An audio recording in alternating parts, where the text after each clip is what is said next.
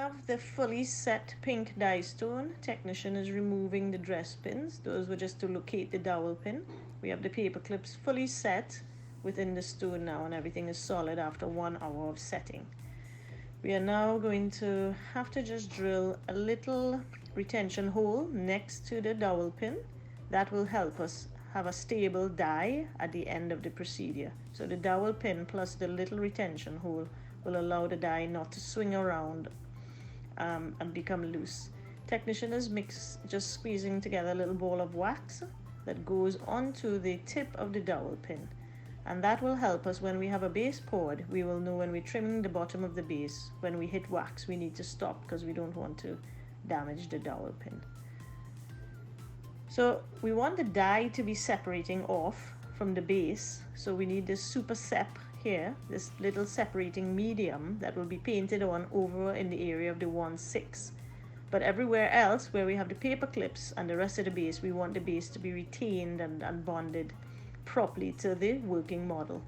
So the technician is now mixing up what looks like the white plaster, type 2 plaster stone, not type 3. Type 3 would be yellow. Right, so he's mixing this up in a mixing bowl with a spatula on top of the vibrator, and again this improves getting a proper mix and not having air bubbles within the plaster mix. And we want a mix that is going to flow over the impression properly. So there's the separating medium just sprayed over that area of the 1/6 where we're going to put a die, where we do want it to separate off. But you're not spraying it everywhere else because you want the paper clips to retain the base and not have it separate off the white base from the pink die stone.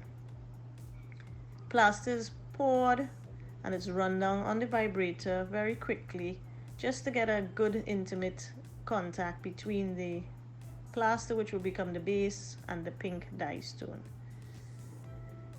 Now it's a fairly firm mix. If you notice, it's not running and slumping, so it's much firmer than we did the first pour with, because this is just the base we are putting on. So it's just getting it to flow everywhere, and turn off the vibrator again, rest the impression with that material elsewhere so it's not running and vibrating and slumping off. And the rest of the mix can be even firmer now that the technician will scoop out from the rest of the bowl. As it's fairly firm, you can make a good old blob there on the surface, and you're taking the impression, turning it over and pressing it down, right? And you have a nice firm base. Now if you leave it messy and splayed out like that, you'll have a lot of trimming to do on the model trimmer. So the neater you tidy up your impression, the less trimming you have to do at the end.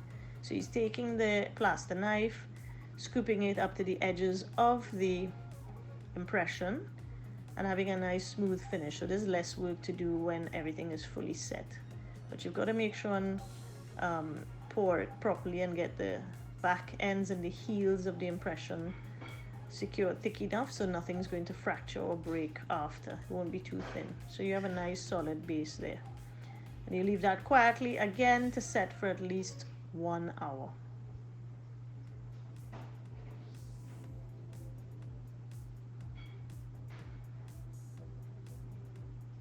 Quite a neatly done job.